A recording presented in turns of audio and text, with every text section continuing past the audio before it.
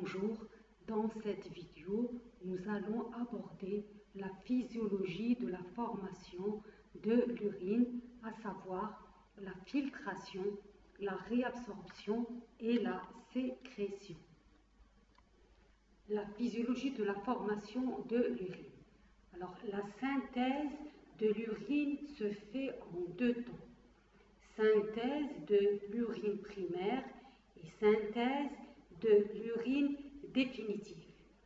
La synthèse de l'urine primaire se fait à partir de la filtration glomérulaire du plasma.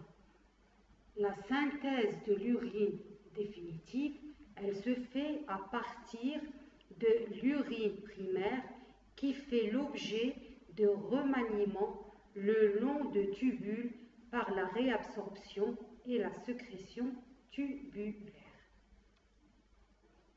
Alors, c'est quoi la réabsorption tubulaire? La réabsorption tubulaire, elle consiste au passage d'eau et de substances dissoutes de la lumière tubulaire vers les capillaires péritubulaires. Ce sont des substances utiles comme l'eau, le glucose, certains acides aminés, certains ions provenant des sels minéraux. La sécrétion est par contre le passage des substances des capillaires péritubulaires vers la lumière tubulaire. Il peut s'agir de déchets métaboliques comme par exemple les résidus azotés des protéines, des acides aminés et des nucléotides comme l'urée, la créatinine et l'acide urique. Sont sécrétées également les substances produites en excès et les substances produites dans les cellules tubulaires comme la synthèse des ions ammonium, des bicarbonates et la sécrétion de protons.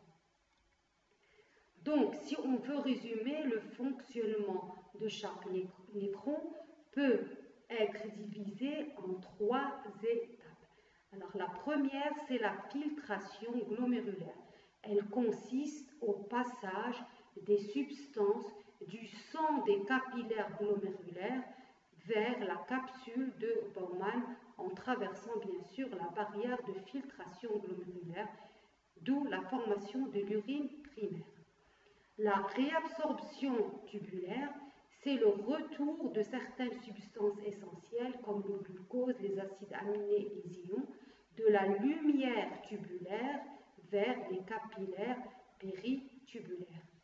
La sécrétion tubulaire, c'est le passage de certaines substances en excès ou des déchets métaboliques des capillaires péritubulaires vers la lumière du tube. Donc, les trois mécanismes fondamentaux de la formation de l'urine sont la filtration glomérulaire, la réabsorption tubulaire et la sécrétion tubulaire. Alors, la filtration glomérulaire, c'est la première étape de la production d'urine. Elle correspond au passage de l'eau et des substances dissoutes du plasma vers l'espace capsulaire au travers de la barrière filtrante du corpuscule rénal. Alors, la filtration glomérulaire, c'est un phénomène passif. Donc, elle n'entraîne pas de dépense d'énergie de la part du rein. Elle ne dépend que des différences de pression de part et d'autre de la paroi glomérulaire. En effet, le niveau de pression sanguine élevé dans le capillaire glomérulaire va forcer l'eau et les composants dissous du sang à traverser la barrière de filtration glomérulaire. La force motrice principale de ce transfert résulte donc de l'activité cardiaque. Alors le liquide filtré est appelé filtrat. Le volume de filtrat formé par les deux reins chaque minute est appelé taux de filtration glomérulaire ou débit de filtration glomérulaire. En d'autres termes, le taux de filtration glomérulaire correspond à la quantité de filtrat qui se forme dans l'ensemble des corpuscules rénaux à chaque minute. Alors, chez un adulte sain, le taux de filtration glomérulaire est de 125 ml par minute, c'est-à-dire que 180 litres de filtrat dilué sont formés chaque jour par les deux reins. Donc, presque tout le filtrat est réabsorbé et moins de 1%, c'est-à-dire moins de 1 à 1,5 litres, est excrété sous forme d'urine. Alors, la fraction de filtration ou fraction filtrée, c'est le pourcentage de plasma pénétrant dans les néphrons qui se transforme réellement en filtrat glomérulaire. Alors la valeur de la fraction de filtration oscille en moyenne entre 16 et 20%.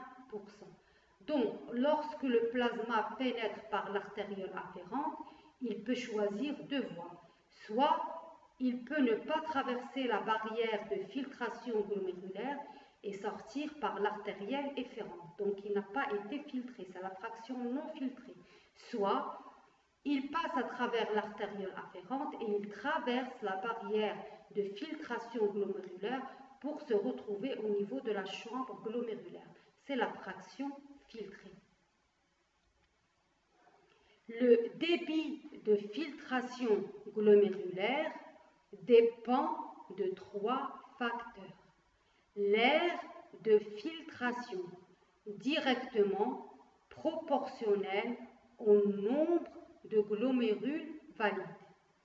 La perméabilité de la membrane de filtration, elle peut s'altérer dans certaines pathologies. Et la pression nette de filtration qu'on va développer par la suite. Alors ici, on a un schéma, d'accord, de la barrière de filtration glomérulaire. Le sang, il va traverser la barrière de filtration glomérulaire pour se retrouver au niveau de la chambre glomérulaire, au niveau de l'espace urinaire, d'où l'urine primaire ou bien le filtrat initial. Alors le filtrat initial, c'est quoi? C'est le sang moins les globules, les protéines et les substances liées aux protéines. Le filtrat glomérulaire ou urine primaire a une composition très proche de celle du plasma, à l'exception des éléments figurés, c'est-à-dire les globules et les grosses molécules dont le poids moléculaire est supérieur à 70 000 daltons, protéines comme l'albumine. Alors la perméabilité membranaire du filtre glomérulaire aux molécules va dépendre de leur taille et de leur charge. Alors pour la taille, la perméabilité est maximale pour les molécules inférieures à 10 kg d'atome. Elle est intermédiaire entre 10 et 70 kg d'atome et cette perméabilité est nulle au-delà de 70 kg d'atome.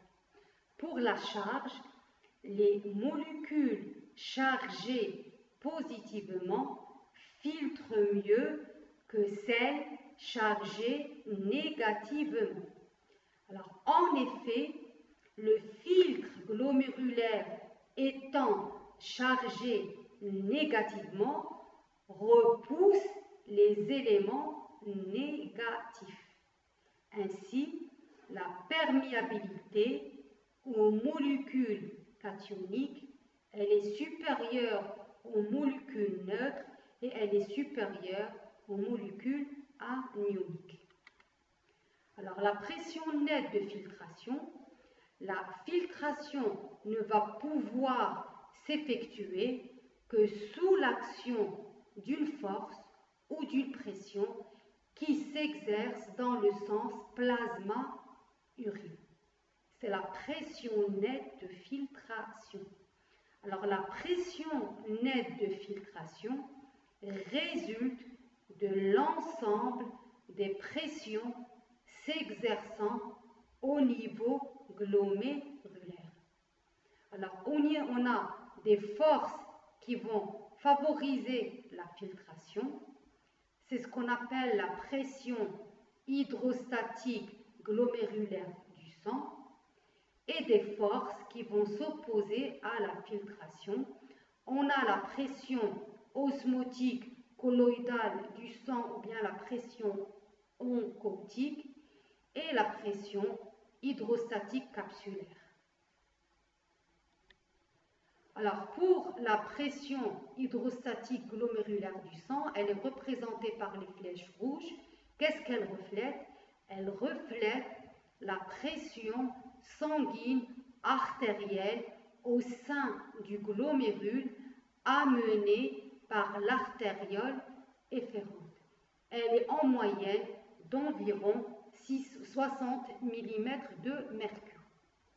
La pression osmotique colloïdale du sang ou la pression oncotique, c'est celle représentée par des flèches violets, est due à l'effet osmotique des protéines plasmatiques.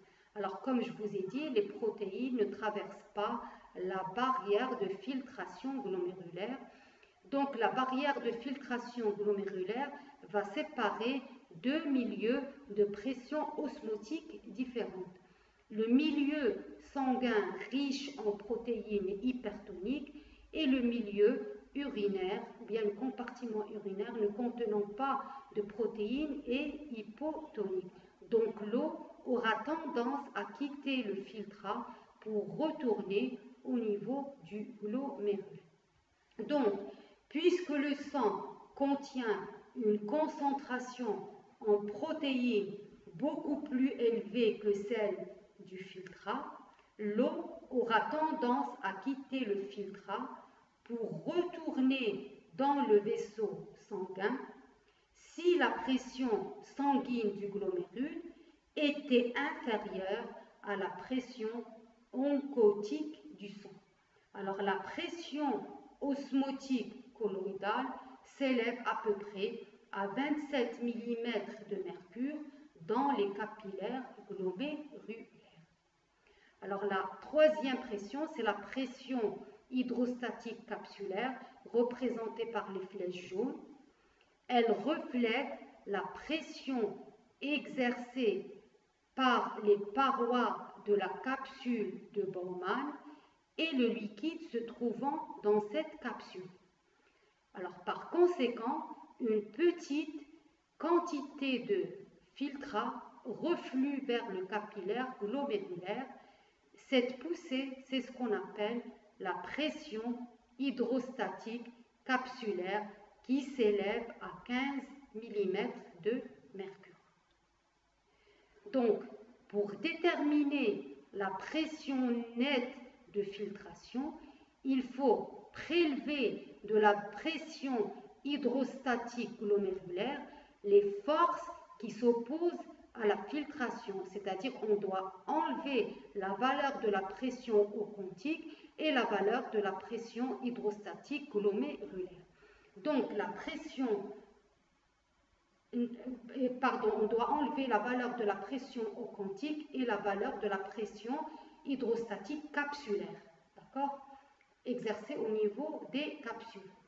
Donc la pression nette de filtration, c'est la pression hydrostatique glomérulaire sanguine moins la somme de la pression oncotique colloïdale sanguine et la pression hydrostatique capsulaire.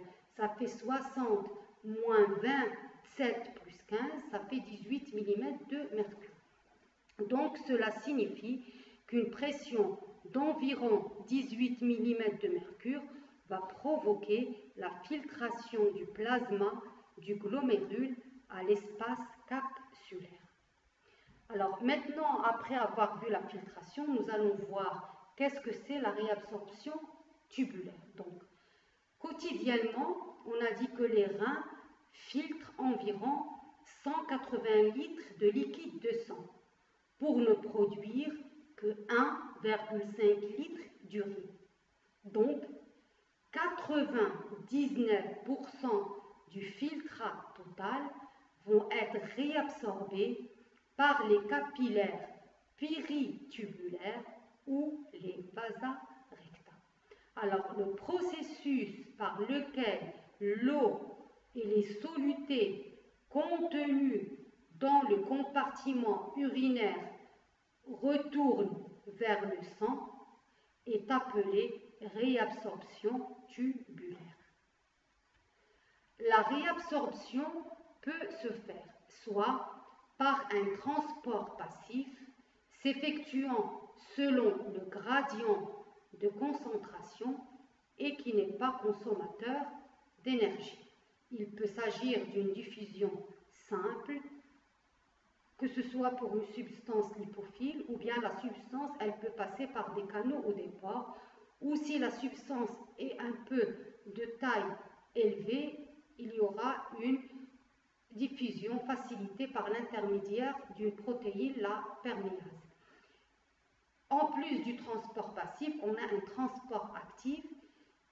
Il utilise de l'énergie chimique, notamment l'hydrolyse de l'ATP, pour transporter des substances contre leur gradient de concentration.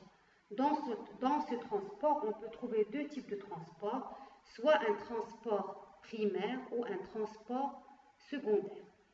Alors, dans le transport actif primaire, l'énergie tirée du fractionnement de l'ATP va servir à déplacer la molécule à travers la membrane. Alors, la cellule, elle va utiliser cette énergie pour produire des changements de forme dans la protéine de transport qui sont des pompes. Alors, dans le transport actif secondaire, ce transport utilise indirectement l'énergie tirée du fractionnement de l'ATP.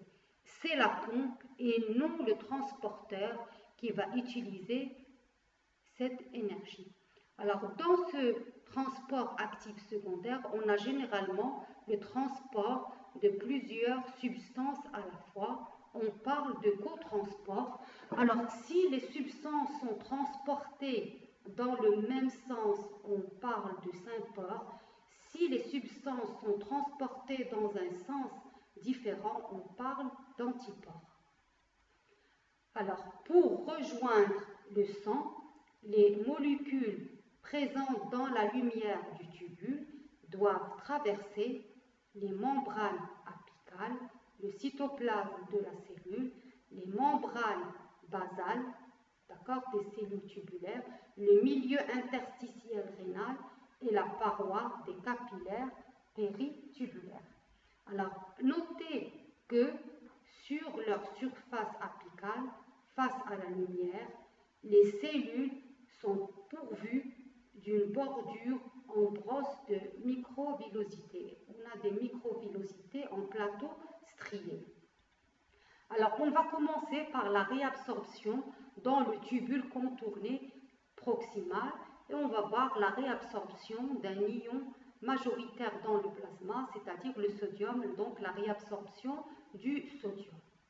Alors, le sodium est l'ion le plus abondant dans le milieu intérieur et qui, en conséquence, joue un rôle majeur dans la régulation de sa pression osmotique. 65% du sodium filtré va être réabsorbé dans le tubule contourné proximal. Alors, les échanges sont régis par un équilibre ionique qui est différent selon le pôle de la cellule. Alors, ainsi, de la lumière tubulaire au cytoplasme de la cellule, le Na+ diffuse passivement grâce au gradient électrochimique. La concentration de Na+ dans les cellules tubulaires est faible et l'intérieur des cellules est chargé négativement par rapport à l'extérieur.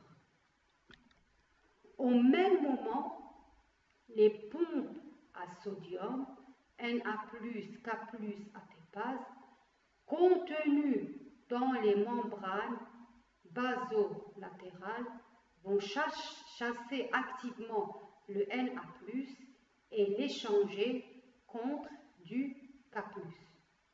Alors, à partir des espaces interstitiels situés autour des cellules tubulaires, le Na+ va diffuser dans les capillaires péritubulaires. D'accord? Alors, il s'agit là d'un transport actif primaire. Pourquoi? Parce que la pompe à sodium, qui est le transporteur, est actionnée par l'ATP et l'énergie tirée du fractionnement de l'ATP va déplacer directement l'ion Na+ à travers la membrane. Soulignons que ce mécanisme important de la réabsorption de sodium fonctionne également dans le tubule contourné distal et dans les tubules collecteurs. Alors maintenant pour la réabsorption d'eau, toujours dans le tubule contourné proximal. Alors le transport actif de sodium engendre une différence de pression osmotique qui est immédiatement annulée par un transfert d'eau dans le même sens. Alors en effet, chaque ion sodium réabsorbé accroît la pression osmotique, tout d'abord celle du cytosol des cellules tubulaires et ensuite celle du sang des capillaires péritubulaires. L'eau passe directement du filtrat au capillaire péritubulaire et va rétablir l'équilibre osmotique. Alors l'eau se déplace d'un compartiment à l'autre en fonction de la concentration des différentes substances qui y sont dissoutes et qui déterminent l'osmolarité de la solution. Alors l'eau se déplace toujours du milieu hypotonique vers le milieu hypertonique. La molécule d'eau, elle est représentée ici par les petits fragments en bleu. L'eau donc se déplace en suivant son gradient de concentration, c'est ce qu'on appelle l'osmose. Alors, dans la réabsorption d'eau, il y a deux types de réabsorption, la réabsorption obligatoire d'eau et la réabsorption facultative. Alors, on va commencer par la réabsorption obligatoire d'eau.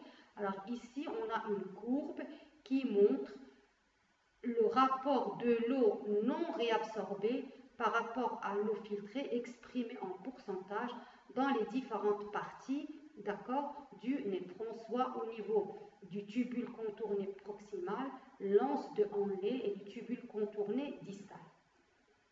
Alors, par ce mécanisme d'osmose, 65% de l'eau filtrée, soit à peu près 117 litres par 24 heures, sont réabsorbés passivement avant l'extrémité du tubule contourné proximal. Alors regardez ici, à l'extrémité du tubule contourné proximal, on peut lire que la quantité d'eau qui est non réabsorbée, elle est à peu près de 35%. 65% de l'eau filtrée a été réabsorbée passivement avant l'extrémité du tubule contourné proximal.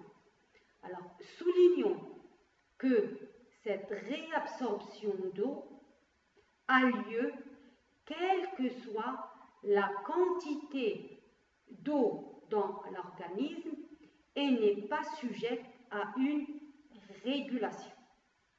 On parle de réabsorption obligatoire d'eau qui représente 80% de la réabsorption totale de cette dernière. Alors, ce type de réabsorption obligatoire se produit également dans la branche descendante de l'anse de Henle et dans le début du tubule contourné distal. Alors maintenant, la réabsorption facultative d'eau.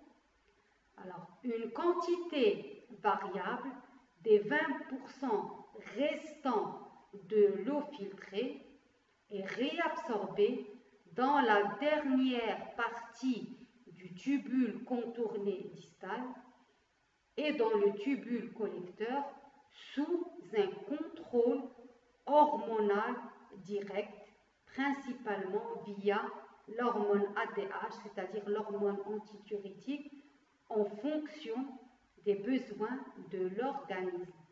Ce processus est appelé réabsorption facultative, c'est-à-dire qu'il peut avoir ou ne pas avoir lieu. Alors, si l'individu est bien hydraté, la réabsorption sera moins importante que si l'individu est déshydraté. Alors, regardez ici, pour un individu bien hydraté, l'eau non réabsorbée représente à peu près 25%. Pour un individu déshydraté, l'eau non réabsorbée représente 0%, c'est-à-dire que toute l'eau a été réabsorbée sous l'action de la DH. Donc, pour récapituler, alors notons que tout le long du tubule, l'eau est toujours réabsorbée passivement par osmose. En général, la réabsorption d'eau s'effectue en même temps que la réabsorption de solutés tels que le sodium et le glucose. Alors, selon la portion du tubule, le transfert d'eau est obligatoire, c'est-à-dire non réglable, ou facultatif, c'est-à-dire réglable sous un contrôle hormonal, notamment l'hormone antidiurétique. Alors maintenant, toujours on est dans le tubule contourné proximal. Après avoir vu la réabsorption du sodium et de l'eau, nous allons voir comment se déroule la réabsorption d'autres types de nutriments, toujours dans le tubule contourné proximal. Alors en général, la totalité du glucose filtré, des acides aminés, ainsi que de l'acide lactique et d'autres métabolites comme le calcium, les ions phosphates, sulfates ou bien bicarbonates, vont être réabsorbés dans le tubule contourné proximal via des sympores avec le sodium par un transport actif secondaire, l'énergie étant alors fournie par le transport actif primaire du sodium hors des cellules tubulaires rénales. Donc, rappel sur les variétés de transport actif couplé. On a le transport d'une seule substance, on parle uniport, le transport de deux ou plusieurs substances dans un même sens, c'est ce qu'on appelle sympore, et le transport de deux ou plusieurs substances dans des sens différents, c'est ce qu'on appelle l'antipore. Alors, ce processus est appelé transport actif secondaire. Pourquoi? Parce que c'est la pompe à sodium et non le symporteur qui consomme l'ATP.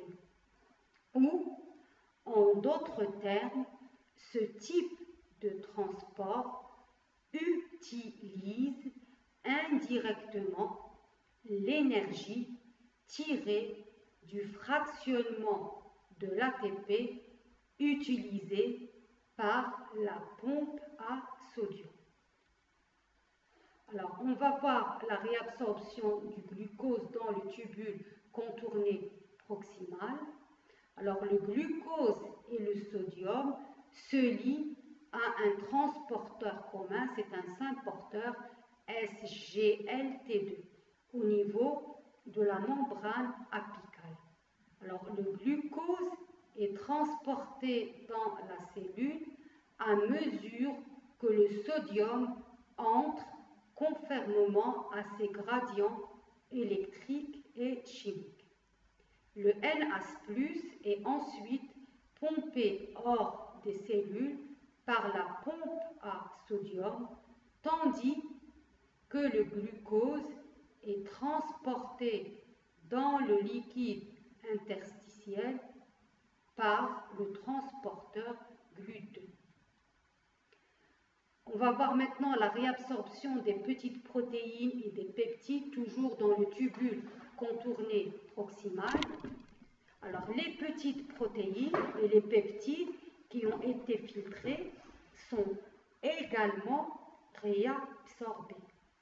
Alors, en effet, après fixation spécifique au niveau de la bordure en brosse, les cellules tubulaires proximales absorbent les protéines présentes dans la lumière tubulaire par un mécanisme actif d'endocytose.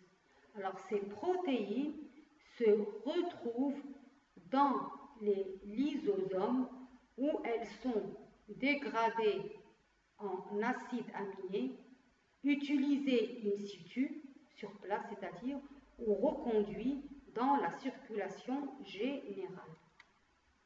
Alors, qu'est-ce que c'est le transport maximal tubulaire? Alors, la capacité de réabsorption tubulaire de certaines substances comme le glucose, les acides aminés, ainsi que les petites protéines est limitée. Et lorsque la concentration plasmatique de ces substances augmente fortement, une protéinurie ou une glycosurie s'installe. C'est-à-dire qu'on a l'apparition du glucose et des protéines dans l'urine. Alors, en effet, comme il y a un nombre limité de chacun des transporteurs dans les cellules tubulaires, il y a une limite supérieure à la quantité d'une substance qui peut être transportée activement.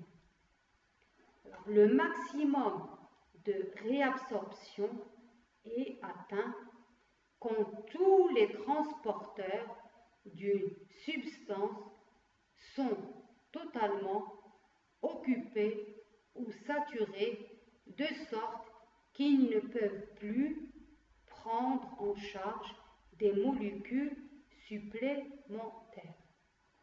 Alors, le transport maximal tubulaire est la quantité maximale que les cellules tubulaires peuvent transporter en un temps donné et les mesurer en milligrammes par minute.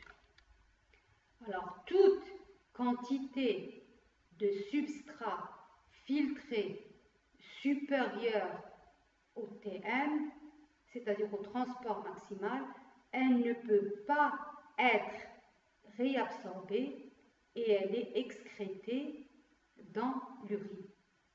Alors la concentration plasmatique à partir de laquelle une substance commence à se déverser dans l'urine parce que son TM a été dépassé est appelée seuil rénal et elle est mesurée en milligrammes par ml.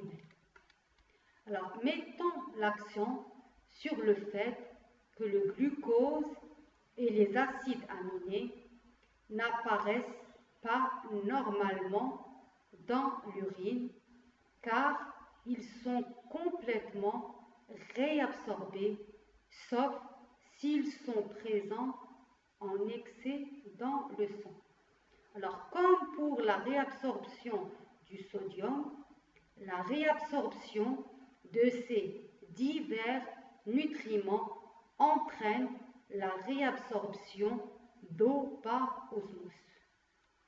Donc, si on veut récapituler, à l'extrémité du tubule contourné proximal, la totalité des nutriments filtrés, de 80 à 90% des bicarbonates filtrés, environ 65% du sodium et de l'eau, et environ 50% du Cl- et du K+, ont été réabsorbés. Alors maintenant, on va voir la réabsorption dans l'anse de Henle. Alors, au niveau de l'anse de Henle, il faut distinguer la branche descendante provenant du tubule proximal qui est très perméable à l'eau mais très peu perméable au sodium. La branche ascendante allant au tubule distal qui est imperméable à l'eau mais qui est perméable au sodium et qui opère de ce fait une réabsorption active de cet ion. Alors notons que ce dernier point est une différence majeure par rapport à ce qui se passe par exemple dans les tubules contournés proximaux ou distaux, car ici, pour la première fois, la réabsorption d'eau par osmose n'est pas automatiquement associée à la réabsorption des solutés filtrées. Alors, la réabsorption du sodium par un processus actif dans la branche ascendante de l'anse de Henle augmente la pression osmotique du tissu interstitiel par passage de l'ion Na+ à ce niveau. Cette hausse de la pression osmotique est à son tour responsable d'un appel d'eau de la branche descendante qui quitte le tube passivement pour rentrer dans l'interstitium médulaire hypertonique. Un cotransporteur fait passer un ion Na+, un ion K+, et deux ions Cl- de la lumière tubulaire au cellules. Alors, c'est un autre exemple de transport actif secondaire car les importeurs dépendent de la pompe à sodium de la membrane basolatérale de la cellule pour maintenir le Na+ intracellulaire à un faible niveau. Par ailleurs, le K+ rediffuse dans la lumière du tubule via des canaux potassiques. Ainsi, l'effet global de ce mécanisme est la réabsorption d'ions Na+, et Cl-.